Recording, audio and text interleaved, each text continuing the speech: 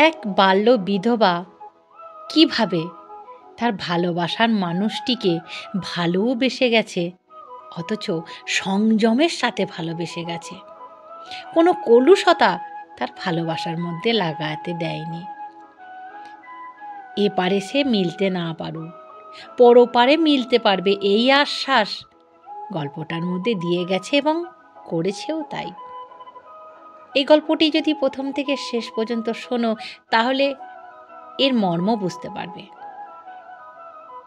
হিমালয় পক্ষে বিরাজিত একটি উপত্যকায় একটি সুন্দর শহর কী রূপে স্থাপিত হইয়াছিল তাহা কেহ বলিতে পারে না। কিন্তু শেষ শহর যে আছে সেই প্রকৃতি মধুর সৌন্দর্য দেখিয়া মুগ্ধ হতে হয়। গল্পের নাম হচ্ছে রমণী, লিখেছেন জলধর সেন। আর আমি তোমাদের গল্পটা পড়ে শোনাচ্ছি, আমি বৈশাখী। কয়েকজন পেনশনপ্রাপ্ত সাহেব এই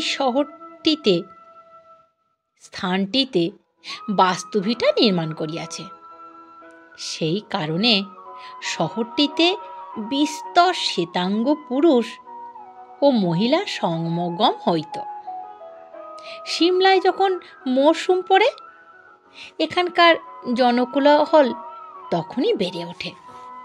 বিশেষত যে বছর বায়ু সেবনের হুকুম বৃদ্ধি হইত সেই বছর বাঙালি টোলামাটি একেবারে গুলজার হইত। বাংলাদেশের অনেক বড়লোকই সেই সব উপলক্ষে এখানে পদার্পণ করিতেন। আমি বড়লোক নহি, বায়ু ভক্ষণেরও আমার কোনো অবশক ছিল না, তবু আমি এখানে বেড়াইতে আসিয়াছি, শখ করিয়া নহে। প্রায় কোনো স্থানেই 2 মাসের বেশি থাকিতে আমার প্রবৃত্তি হয় না। এখানে আমি 6 মাস আছি। মন টিকিয়াছে কি না সে কথা কোনো দিনই চিন্তা আমি করি নাই।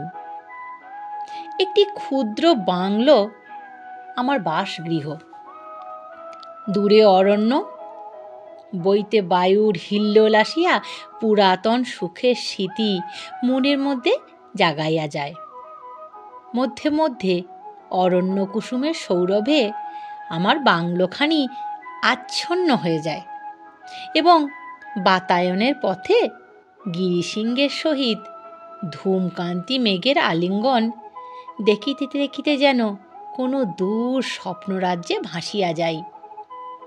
আমার অতৃপ্ত কামনা পাহাড়ের বাহিরে বহিঃপৃথিবীর মধ্যে ব্যক্ত হইবার সুবিধা না পাইয়া যেন সেই সংকীর্ণ স্থানটিতে ব্যাকুলভাবে ঘুরিয়া বেড়াইত।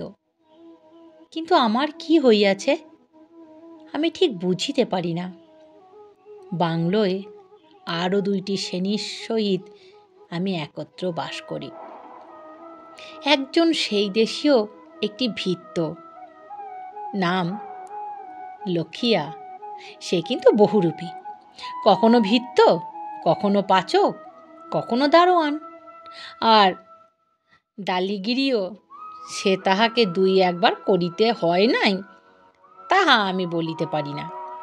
লুচি ভাজিতে ও জুতা ব্রাশ করিতে সে সমান তৎপর। আমার জন্য সহচরটির নাম হলো রামচরণ। সে আমার পিতামহের আমলের ভৃত্য।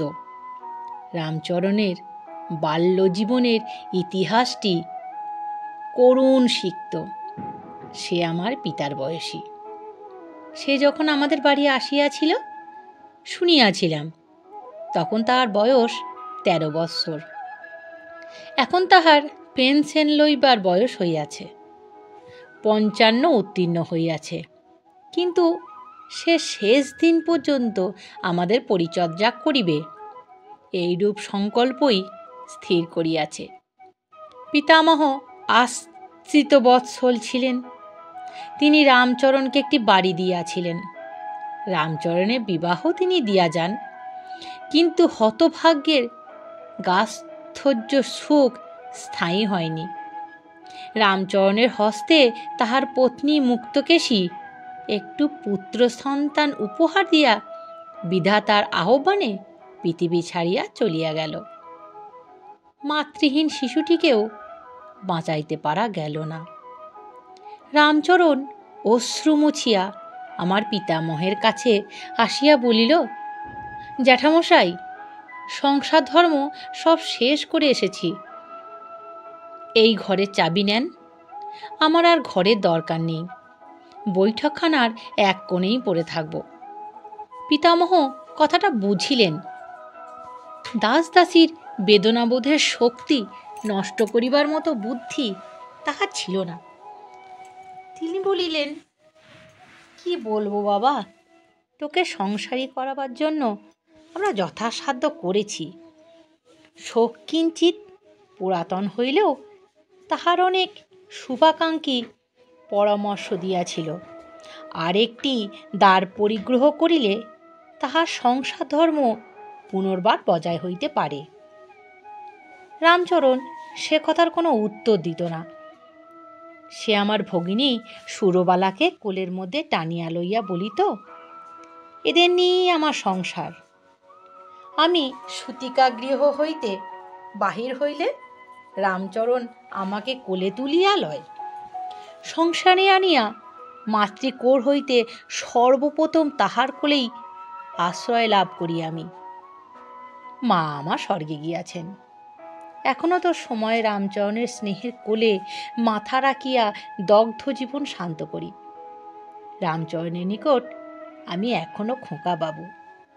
আমার স্নেহময়ী ভগিনী সুরবালাকেও রামচরণ কম ভালোবাসিত না, কিন্তু সুরবালার জন্য রামচরণের কোনো আক্ষেপ নেই।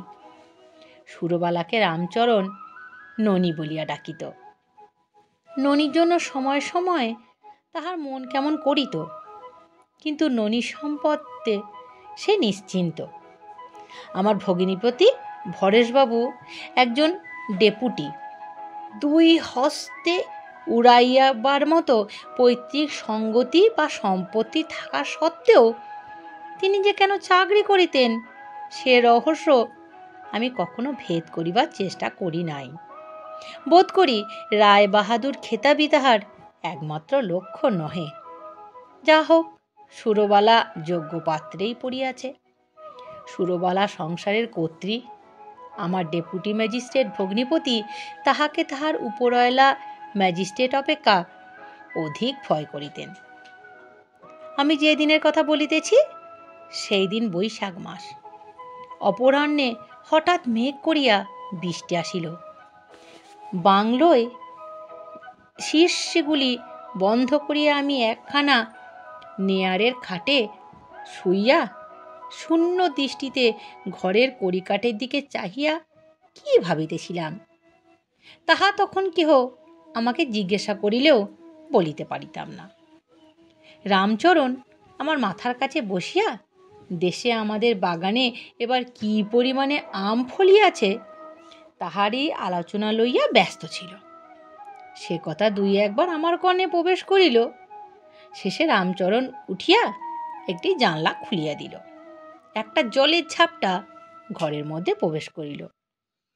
রামচরণ জানলা বন্ধ করিয়া আমার পাত্রের কাছে আসিয়া বসিল। বলিল, খোকাবাবু, তোমার পায়ে একটু হাত বুলোই। আমার চক্ষু সিক্ত হইয়া উঠিল। হঠাৎ বোধ করি পূর্ব কথা রামচরণের মনে পড়িয়া গেল। সে বলিল, খোকাবাবু, অল্পের জন্যে এমন সাজানো সংসারটা নষ্ট করলে এ আফসোস মলেও তো আমার যাবে না। রামচরণ আমার সংসার ত্যাগের কারণ জানিত। পৃথিবীতে আমরা তিনজন মাত্র লোক ইহা জানিতাম, রামচরণ, আমি আর একজন। সে কে তাহা একটু ভাঙিয়া বলিলে কথাটা বুঝিতে পারা যাইবে। সে অনেক পূর্বের কথা, প্রায় 10 বৎসর পূর্বের। আমার বয়স তখন 27 বছর। এখন আমি কলিকাতা বিশ্ববিদ্যালয়ের এমএ নামক চক্র চিহ্নিত শিক্ষিত যুবক। কিন্তু সে যে ক্ষুদ্র ঘটনাটি এই তুচ্ছ জীবনের গতি পরিবর্তন করিয়াছিল, তাহা ঠিক 10 বৎসর পূর্বেই সংঘটিত হইয়াছিল। 10 বৎসর পূর্বের সহিত আজিকার দিনের ঘনিষ্ঠ সম্বন্ধ আমি মর্মে মর্মে অনুভব করিতেছি। 17 বৎসর বয়সের যে উৎসাহ, উদ্দাম, যে প্রফুল্লতা, যে হৃদয় ভরা ফুর্তি, তাহার তুলনা দুর্লভ।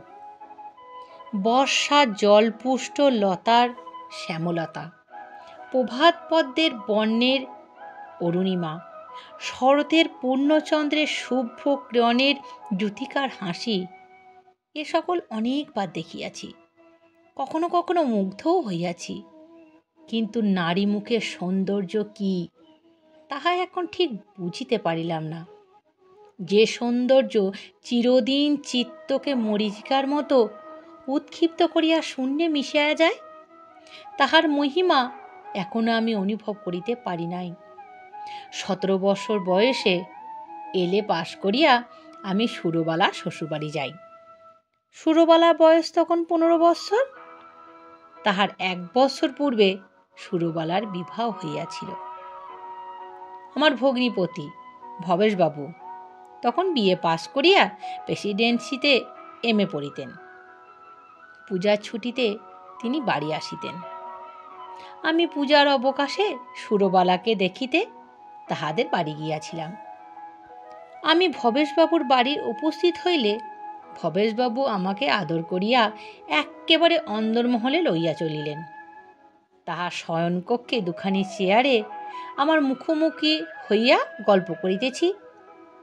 এমন সময় একটি যুবতী কি কিশোরী ঠিক বলতে পারি না, সুরবালার প্রায় সমবয়স্কা একটি সুন্দরী, দাদা মজা হয়েছে বলিয়া উন্মুক্ত হাস্যকণ্ঠে সে হঠাৎ কক্ষটির ঝংকারিত করিয়া বিদ্যুতের মতো সেই কক্ষে প্রবেশ করিল।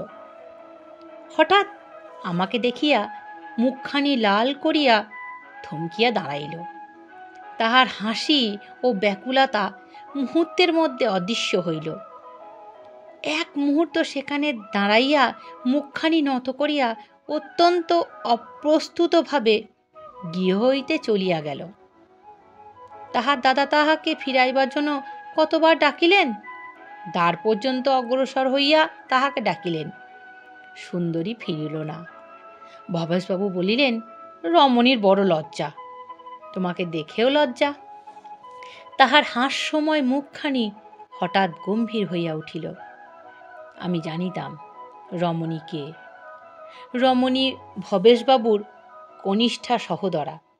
রমণী বিধবা, সে সংসারও রাখিতাম। পূর্বে তার কখনো ভবেশবাবুর বাড়িতে আমি যাই নাই। রমণীকে এই প্রথমবার দেখিলাম, তাহার সংবাদ আমি রাখিতাম। কিন্তু কি দেখলাম এমন আর কখনো দেখিয়াছি বলিয়া মনে হইল না। দেখিয়া বোধ হইল ঘন কৃষ্ণ মেঘের ভিতর বিজলি খেলিয়া গেল। সেই চকিত বিদ্যুতের আলোকে আমার বোধ হইল আমার 17 বৎসরের আলোকহীন উজ্জ্বলতাহীন যৌবনের কক্ষে, রুদ্ধ কক্ষে কে যেন বাতি জ্বালিয়া আলোকিত করিয়া গেল। 3 দিন পরে ভবেশবাবুর বাড়ি হইতে বিদায় লইয়া গাড়িতে গিয়া উঠিলাম। কিন্তু দেখিলাম 3 দিনের মধ্যেই আমার মনের মধ্যে একটা ঘোর বিপ্লব উপস্থিত হইয়াছে। বিপ্লবের কারণও বুঝিলাম, ফল ভোগ করিতে লাগিলাম। কিন্তু মন সংযত করিবার পক্ষে কোনো যুক্তি কাজে লাগাতে পারিলাম না। রক্তমাংসের শরীর ভেদ করিয়া যে ছুরিকা মনের উপর দাগ বসাইয়াছে, তাহার তীক্ষ্ণতা একটি মুহূর্তেই হৃদয়ঙ্গম করিয়াছি। রমণীকে ভুলিতে পারিলাম না। বাড়ি ফিরিয়াও রমণীর কথা মনে জাগিতে লাগিল। সপ্তাহের পর সপ্তাহ কাটিয়া গেল। মনকে নানা কর্মে নিযুক্ত রাখিবার জন্য কত চেষ্টা করিলাম, কোনো ফল হইল না। নিজের মনের সঙ্গে যুদ্ধ করিয়া পরাজিত ও অবসন্ন হইলাম। 1 মাসও উত্তীর্ণ হইল না, আমি সুরবালাকে দেখিতে আবার ভবেশবাবুর বাড়ি চলিলাম। সত্যই কি সুরবালাকে দেখিতে? সুরবালা বিবাহের পর 1 বৎসরের মধ্যে তাহাকে দেখিতে চাই নাই, সে কথাও মনে পড়িল। আত্মসুখের জন্য আমাকে প্রবঞ্চনার দাসত্ব করিতে হইল। সেই দিন প্রথমেই বাহিরের ঘরে ভবেশবাবুর সঙ্গে আমার আলাপ হইল। তাহার পর ভবেশবাবু অন্দরে যাইবার জন্য উঠিলেন, গল্প করিতে করিতে চলিলেন। আমি তাহাই অনুসরণ করিলাম। লজ্জায় আসিয়া প্রতি পদে বাধা দিতে লাগিল। ভবেশবাবু আমাকে লইয়া একেবারে তাহার শয়নকক্ষে উপস্থিত হইলেন। রমণী তখন টেবিলের উপর ঝুঁকিয়া বসিয়া কি একখানি বহি পড়িতেছিল। দরজার মুখে আমি, ভবেশবাবু ভিতরে। রমণী পালাইতে না পারিয়া হাঁপাইয়া উঠিল, মুখখানি অবনত করিল। আমি একবার তাহার মুখের দিকে চাহিলাম, তাহাতে এমন একটা সলজ্জ কোমলতা মাখানো ছিল যে তার নতুন করিয়া মনে হইল এ অপরূপ সুন্দরী। রমণী বিধবা? বিধবা? বিধাতা তোমার এ কি বিচার? সেই দিন আমাদের পরিচয় মাত্র। ক্রমে অধিক আলাপে রমণীর সংকোচ দূর হইল। আমার নিকট তাহার কুণ্ঠিত ভাব রহিল না। আমি মধ্যে মধ্যে সুরবালাকে দেখতে যাইতাম। আমাকে দেখিয়া রমণী কোনো প্রকার হর্ষ প্রকাশ করিত না। নিজেকে গাম্ভীর্য দ্বারা আপনাকে অবগুণ্ঠিত করিয়া রাখিবার চেষ্টা করিত, কিন্তু তাহার নয়নের ব্যাকুলতা সে লুকাইতে পারিত না। অন্যমনস্কতা ঢাকিবার জন্য তাহাকে জোর করিয়া সকল কাজে মন দিতে হইত। 5-6 মাস পরে কথায় কথায় রমণীর কাছে আমার মনের ভাব প্রকাশ করিলাম।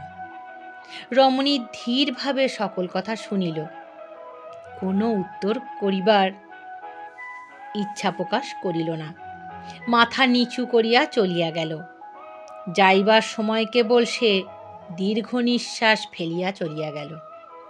শরীর অবসন্ন, মন ভারাক্রান্ত, কোনো কর্মে উৎসাহ নাই। বাবা আমাকে দার্জিলিং পাঠাইলেন। রামচরণ আমার শুশ্রূষার জন্য সঙ্গে চলিল। দিন কতক বাড়ির কোনো খবর পাই নাই। শেষে এক প্রিয় বন্ধুর পত্রে অবগত হইলাম বাবার হাতে কাজকর্ম বড় মন্দা। তিনি আমার বিবাহের জন্য একটি সুন্দরী মেয়ে খুঁজিতেছেন। বন্ধুর পত্র পাঠ করিয়া একটু হাসিলাম। রামচরণ আমার কাছেই দাঁড়িয়া ছিল। সে আমার হাসি দেখিয়া জিজ্ঞাসা করিল, পত্রে কি কোনো সুখবর আছে নাকি গো খোকাবাবু? আমি হাসিয়া বললাম, বাবা যে আমার বিয়ের জোগাড় করছেন রামচরণ, ফলারটা এবার তুমি খেলে। রামচরণ হতাশভাবে মাথা নাড়িয়া বলিল, আর ফলার? তোমার যে গতিক দেখিয়া আমার বড়ই ভাবনা হইয়াছে। দিন কতক পরে দার্জিলিংয়ে আর একখানি পত্র পাইলাম, অপরিচিত অক্ষর। দেখিয়াই স্ত্রীলোকের হস্তাক্ষর চিনিতে পারিলাম। আমাকে কে পত্র লিখিয়াছে। কত কৌতূহল, কত আগ্রহে পত্রখানি খুলিলাম। দেখলাম পত্র শেষে রমণীর স্বাক্ষর। রমণী আমাকে পত্র লিখেছে? কখনো মনে করি নাই রমণীর নিকট হইতে পত্র পাইব। পত্রখানি এক নিঃশ্বাসে পড়িয়া ফেলিলাম। অনাথবাবু, দাদাকে পত্র লিখিয়াছিলেন, তাহা পড়িয়াছি। তোমার শরীর এখন যেরকম অবস্থায়, তাহাতে তোমার কিছুদিন দার্জিলিংয়ে থাকা উচিত। পড়িয়া পড়িয়া শরীরটা নষ্ট করিয়াছ। বৌদি তোমার জন্য বড় ভাবিতেছেন। তুমি ভালো আছো শুনিলে খুশি হইবেন। দার্জিলিংয়ে কতদিন থাকিবে? তোমার মনের অবস্থা শোচনীয়, তাহা বুঝিয়াছি। দার্জিলিংয়ে যাইবার পূর্বে আমাকে যে কথা বলিয়াছিলে, তাহার কোনো উত্তর পাওনি। অভাগিনী আমি, কি উত্তর দিব? আমি বাল্য বিধবা, বিবাহের কথা মনে নেই, স্বামীর মুখও মনে পড়ে না। সে কথা মনে না পড়লেও কোনো দুঃখ ছিল না। পিতৃগৃহে আমোদ আহ্লাদেই দিন কাটাইতেছিলাম। সেইভাবেই জীবনটা কাটাইলেই কি ভালো ছিল না? কিন্তু তাহা কাটিল না। আমি তোমাকে দেখিলাম, না দেখিলেই বোধ হয় ভালো ছিল। কিন্তু যাহা হইবার তাহা হইয়াছে। তুমি আমাকে ভালোবাসো, তুমি আমাকে বিবাহ করিতে চাইয়াছিলে। হিন্দু বিধবা বিবাহ স্বাস্থ্যসঙ্গত, তাহা আমি অনেকবার শুনিয়াছি। কিন্তু ইহজীবনে বিবাহ হওয়া অসম্ভব। পৃথিবীতে আমার আর সংসারী হওয়া হইবে না। সমাজে ভয়ে এ কথা লিখিতেছি না। কলঙ্কের ভয়ে মানুষ জীবনের সকল কামনা পরিত্যাগ করে না। তথাপি বলিতেছি, সংসারে এপারে আর তোমার সহিত সেভাবে দেখা হইবে না। পরপারের জন্য অপেক্ষা করিতে পারো কি? যদি পারো তবে আবার দেখা দিও। তাহা কি এতই কঠিন? আমি তো তাহা মনে করি না। রমণী। 2 বার 3 বার পত্রখানি পাঠ করিলাম। রমণীর হৃদয়ের রহস্য কিচ্ছু বুঝিলাম না। পরাজিত হইয়া লজ্জায় মস্তক অবনত করিলাম। বিপুল চেষ্টায় মন সংযত করিয়া বলিলাম, তাহাই হোক, ইহলোকে এই পর্যন্তই, পরলোকে আমার শাস্তি। ইহলোকের এই গণ্ডিটুকু অতিক্রম করিতে আর কতদিনই বা অপেক্ষা করিতে হইবে? যথাসময়ে সে কথা রমণীকে জানাইব। আরও 5 বৎসর কাটিয়া গেল। ইতিমধ্যে অনেক উমেদার আমাকে তাহাদের কন্যারত্ন সম্প্রদানের প্রস্তাব করিয়া বাবাকে ধরিয়াছিলেন। কেহ বিবাহ করিবার জন্য জোরাজুরি করিতেছিল। কেন বিবাহ করিব না সে কৈফিয়ত পিতার কাছে দিলাম না। জলের মতো দিন কাটিতে লাগিল। সব কটা দিন কেন একই সঙ্গে কাটিয়া যায়, তবেই আমি বাঁচিতাম। পূর্বের মতো মধ্যে মধ্যে ভবেশবাবুর বাড়ি যাই। রমণী পূর্বের ন্যায় হাসিয়া কথা কয়, গল্প হয়, কিন্তু কখনো ভাবান্তর দেখিনি। আমারও শিক্ষা হইয়াছিল। আমিও কোনো দিন অন্য চিন্তা করি নাই। প্রেমের আকর্ষণ আমাকে রমণীর নিকট টানিয়া আনিত, কিন্তু মোহ সেই দেবীর সম্মুখে আমাকে বিহ্বল করিতে পারিত না। রমণী যখন আমার সম্মুখে আসিয়া দাঁড়াইত, তখন তাহাকে আমার ছায়া বলিয়া অনুভব করিতাম, কিন্তু মনের কোনো বিন্দুমাত্র পার্থিব কামনার উদয় হইত না। রমণীর দৃষ্টান্তে আমি মন সংযত করিয়াছিলাম। 6 মাস পরে বাবা সংসারের কাজ শেষ করিয়া স্বর্গে চলিয়া গেলেন। মা তো অনেক পূর্বেই গিয়াছিলেন। বাড়িতে পরিবারের মধ্যে আমি আর রামচরণ। বাবার মৃত্যুর পর রামচরণ আমাকে বিবাহ করিবার জন্য আরও একবার ভালো করিয়া ধরিল। আমার সেই একই উত্তর, একটু নীরব হাসি। বেচারা বৃদ্ধ, আমার কথা কি বুঝিবে? ভবেশবাবুই আমার একরকম অভিভাবক হইয়া উঠিলেন। পূর্বেই MA পাস করিয়াছিলাম। তাহার ইচ্ছা আমি উকিল হই, না হইলে ডেপুটিগিরি পরীক্ষা দিই। সংসারী হইবার জন্য ভবেশবাবু পীড়াপিড়ি করিতে লাগিলেন। আমার প্রিয়তমা ভগিনী সুরবালা আমাকে সংসারের উদাসীন দেখিয়া একটু চোখের জলও ফেলিল।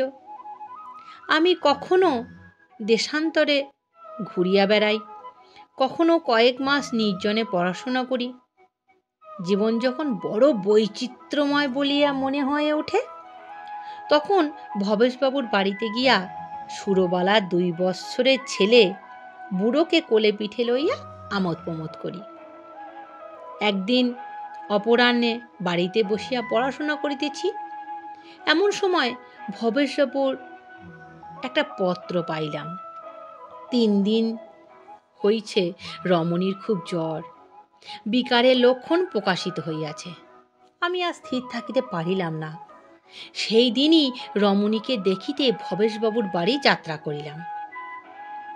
পরদিন সন্ধ্যার সময় ভবেশবাবুর বাড়িতে উপস্থিত হইলাম।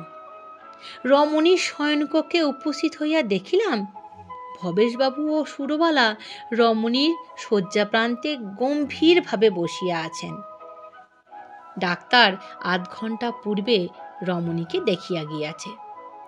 জীবনের আশা অতি অল্প, রাত্রি কাটে কি না সে বিষয়ে তিনি সন্দেহ প্রকাশ করিয়া গিয়াছেন। সব কথা শুনলাম। রমণীর শয্যা প্রান্তে বিহ্বলভাবে বসিয়া ধীরে ধীরে সকল কথা শুনিতে পাইলাম। আমার বক্ষে রক্তস্রোত স্তম্ভিত হইয়া গেল। ব্যাকুল দৃষ্টিতে আমি একবার ইহলোকের পরের সেই যাত্রীর দিকে চাহিলাম। তখন রমণীর সংজ্ঞা বিলুপ্ত। সেই দিন অপরাহ্ন হইতে রমণী অজ্ঞান। আমি মাথায় হাত দিয়া সেই একই স্থানে একইভাবে বসিয়া রহিলাম। সমস্ত দিনের পথশ্রমে দেহ অবসন্ন হইয়াছিল। মানসিক দুশ্চিন্তায় দেহের অবসাদকে আচ্ছন্ন করিয়া ফেলিল।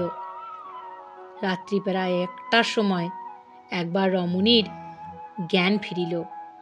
মনে হইল চারিদিকে চাহিয়া সে যেন কাহাকে খুঁজিতেছে। পাশ ফিরিয়া দিয়া রমণীকে আমাকে দেখতে পাইল। একবার আমার মুখের দিকে চাহিল, পাশ ফিরিয়া আমার মুখের দিকে চাহিল। তাহার চোখকে একটা অলৌকিক তীব্র জ্যোতি দেখিতে পাইলাম। ইহলোকের প্রান্ত সীমায় সমর্পিত মরণাহত কোনো নরনারীর চোখে তেমন জ্যোতি পূর্বে কখনো দেখি নাই। রমণী অতি ধীরে আমার হাতখানি তাহার উভয় হস্তের মধ্যে টানিয়া লইল।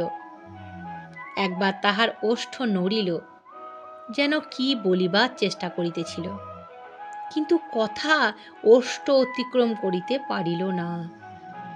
আমি বাষ্প রুদ্ধ কণ্ঠে জিজ্ঞাসা করিলাম, রমণী, কথা কইতে কি বড় কষ্ট হইতেছে?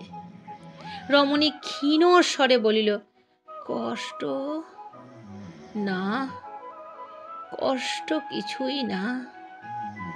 আমি চলিলাম, জানি একদিন তুমিও আসিবে। রাত্রি শেষে সব শেষ হইয়া গেল। সুরবালা রমণীর বুকের ওপর পড়িয়া কাঁদিতে লাগিল।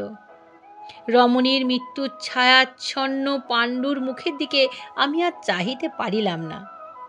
ধীরে ধীরে রাজপথে আসিলাম। আকাশে চাঁদের আলো, বাতাসে ফুলের গন্ধ, বিজন রাজপথ, স্তব্ধ প্রকৃতি যেন নিদ্রাঘোরে আচ্ছন্ন। আমি উন্মত্তের ন্যায় পথ বাহিয়া চলিতে লাগিলাম। ক্রোশের পর ক্রোশ অতিক্রম করিতে লাগিলাম। ক্রমে পূর্বাকাশ লোহিত হইয়া উঠিল। চন্দ্রকিরণ মলিন হইয়া গেল। বনান্তরে বিহঙ্গের পক্ষকন্দ্রল কর্ণে প্রবেশ করিতে লাগিল। মুক্ত প্রান্তরের উপর দিয়া সুশীতল সমীরণ প্রবাহ নিদ্রাতুর বিশ্বের নিঃশ্বাসের মতো বহিয়া গেল। চরাচর ধ্বনিত করিয়া আমার হৃদয় মথিত করিয়া ফেলিল।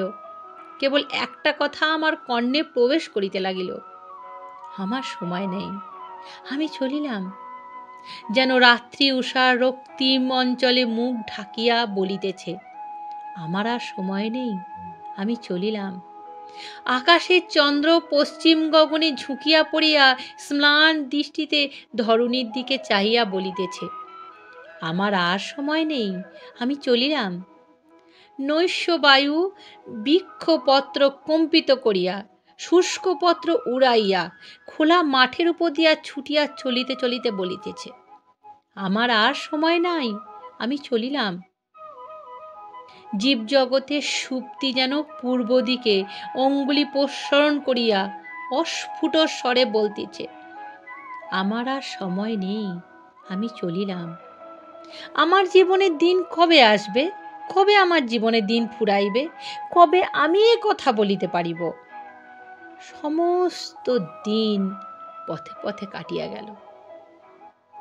আমার ক্ষুধা নেই, তৃষ্ণা নেই, পথশ্রমে কষ্ট নেই। আমি রাত্রি শেষে গৃহে ফিরিলাম। দ্বারে আঘাত করিতেই রামচরণ উঠিয়া দ্বার খুলিয়া দিল। আমাকে দেখিয়া সে স্বপ্নাবিষ্টের মতো বলিয়া উঠিল, খোকা বাবু, এত রাতে তুমি কোথা হইতে আসছ? খবর সব ভালো তো? রামচরণ প্রদীপ জ্বালিল। দীপালোকে রামচরণ আমার মুখ দেখিয়া 2 হাত সরিয়া গেল। স্তম্ভিতর মতো ক্ষণকাল আড়ষ্টভাবে দাঁড়িয়া রহিল। শেষে ব্যাকুলভাবে, খোকা বাবু, তোমার এই অবস্থা কেন? কি হয়েছে খোকা বাবু? আমি আর স্থির থাকিতে পারিলাম না। রামচরণকে সকল কথা, আমার জীবনের গুপ্ত ইতিহাস বলিয়া হৃদয় ভালুব্ধ করিলাম। আমার কথা শুনিয়া রামচরণ কাঁদিয়া ফেলিল, কথা কইতে পারিল না। আমি হাত পা ধুইয়া শয্যায় পড়িয়া এপাশ ওপাশ করিতে লাগিলাম। প্রভাতের কিছু পূর্বে বোধ করি একটু তন্দ্রা আসিয়াছিল। তন্দ্রা ঘরে স্বপ্ন দেখিলাম। রমণী আমার শিয়রে দাঁড়াইয়া বলিতেছে, আমার আর সময় নেই, আমি চলিলাম। চক্ষু মেলিয়া দেখিলাম উন্মুক্ত গবাক্ষ পথে অরুণের রক্তিম আলোকে আমার শয়নকক্ষে প্রবেশ করিয়াছে। বৃদ্ধ রামচরণ আমার শিয়রে বসিয়া সস্নেহে আমার মস্তকে হাত বুলাইতেছে। জীবনটাকেই স্বপ্ন বলিয়া মনে হইল। বাড়িতে আর মন টিকিল না। বাড়িতে চাবি লাগাইয়া দাস দাসীকে বিদায় দিয়া আমি দেশ ভ্রমণের আয়োজন করিলাম। মূল্যবান জিনিসপত্র যাহা কিছু ছিল সমস্ত সুরবালার কাছে পাঠিয়া দিলাম। কোম্পানির কাগজ, অলঙ্কারপত্র, পৈতৃক সম্পত্তির দলিলাদি সমস্ত সুরবালাকে দান করিলাম। সঙ্গে সঙ্গে তাহাকে জানাইলাম সংসারের সহিত আমার আর কোনো সম্বন্ধ নাই। যে কয়টি দিন পৃথিবীতে থাকিতে হইবে দেশ ভ্রমণ করিব। রামচরণ স্বয়ং সমস্ত জিনিস ও আমার পত্র সুরবালাকে দিয়া আসিল। কিছু টাকা পয়সা ও রামচরণকে সঙ্গে লইয়া আমি 1 সপ্তাহের মধ্যে দেশ ত্যাগ করিলাম। রামচরণকে সুরবালার কাছে গিয়া থাকিবার জন্য আদেশ করিয়াছিলাম, কিন্তু সে আমার হুকুম তামিল করে নাই। সজল চক্ষে বলিয়াছিল, খোকা বাবু, আমি তোমাকে কোলে পিঠে করিয়া মানুষ করিয়াছি। এমন কি আমার অপরাধ হইয়াছে? এত বড় কঠিন দণ্ড কেন দিতে চাইছ আমাকে? বিদেশে তোমাকে দেখিবে কে শুনি? এ বুড়োকে ছাড়িয়া যেও না। তাই রামচরণকে সেই দিন হইতে ছায়ার মতো আমার সঙ্গে সঙ্গে করিয়া ফিরিতেছি। আজ আমি স্বদেশ হইতে বহু দূরে পর্বতের নিভৃত বক্ষে একটি ক্ষুদ্র বাংলোয় আশ্রয় গ্রহণ করিয়াছি। আমার জীবনের একমাত্র আকাঙ্ক্ষা পূর্ণ হইবার আর কত বিলম্ব তা জানি না, কিন্তু আর এতকাল এমন লক্ষ্যহীনভাবে শান্ত জীবনভার বাহিয়া পথে ঘুরিয়া বেড়াইব আর কতকাল? রমণী সেই অন্তিম কথা দিবানিশি আমার কানে আসিয়া বাজিতেছে। আজ ওই দিবা অবসানে দুর্গম গিরিস্থানে আমার এই ক্ষুদ্র রুদ্ধদ্বার শয়নকক্ষে জগতের পরশ পাথর বাসিনী, আমার জীবনের মরণের সাধনার ধন, আমার ইহলোকের আলোক পরলোকের অবলম্বন, আমার উভয় লোকের সর্বস্ব, প্রেমময়ী, ধৈর্যময়ী, মহিময়ী রমণীর সেই আশ্বাসবাণী ওই আর্দ্র বায়ু হিল্লোলে বৃষ্টির ঝরঝর শব্দে ভাসিয়া আসিয়া আমার কর্ণে প্রবেশ করিতেছে। আমার দেহ কণ্টকিত ও চক্ষু অশ্রুপূর্ণ হইয়া উঠিতেছে। আমার মনের ভাব মুখে প্রকাশিত হোক। আমার অন্তরের ভাব অন্তরে অনুভব করিয়াই বৃদ্ধ রামচরণ আমার মাথায় হাত বুলাইয়া বুলাইয়া বলিতেছে, খোকাবাবু, এ পাথরের মুলুক আর ভালো লাগে না, চলো দেশে যাই। আমি হাসিয়া বলিলাম, যেতে হবে রামচরণ, দেশেই যাব, বোধ করি আর বেশি বিলম্ব নাই, কিন্তু এবার তোমাকে ফেলে একাই যাব। রামচরণ বোধ হয় কথাটা বুঝিল, হাসিয়া বলিল, খোকাবাবু, আমি আগে যাব। আমি আগে না গেলে তোমার জন্য সংসার সাজিয়ে রাখবে কে? এ বুড়োকে ছেড়ে তোমার এক দণ্ডও যে চলে না খোকাবাবু। আমি বৈশাখী বলছি। আমার গল্প যদি তোমাদের ভালো লেগে থাকে তাহলে প্লিজ আমার চ্যানেলটাকে সাবস্ক্রাইব করে দিও, আর নিজেদের নিকট আত্মীয়র সঙ্গে আমার এই গল্প শেয়ার করো। তাদের যদি ভালো লাগে তারা আমাকে কমেন্ট করে জানাবে আমার গল্প তাদের কেমন লেগেছে, আর তার উপরেই তারা আমার চ্যানেলটিকে সাবস্ক্রাইব করবে কি করবে না আমার গল্পের ওপরেই নির্ভর করছে, তাদের কতটা ভালো লেগেছে তার উপরে নির্ভর করছে। তোমরা ভালো থেকো, সুস্থ থেকো, আর আমাকে যেমন কমেন্ট করে জানাচ্ছ সেরকম জানাতে থাকো। তোমাদের সাহায্যে আমার খুব দরকার, তোমাদের সাহায্য ছাড়া আমি বেশি দূর রাস্তা চলতে পারবো না। আমি এরকম অনেক সুন্দর সুন্দর গল্প তোমাদের শোনাতে চাই।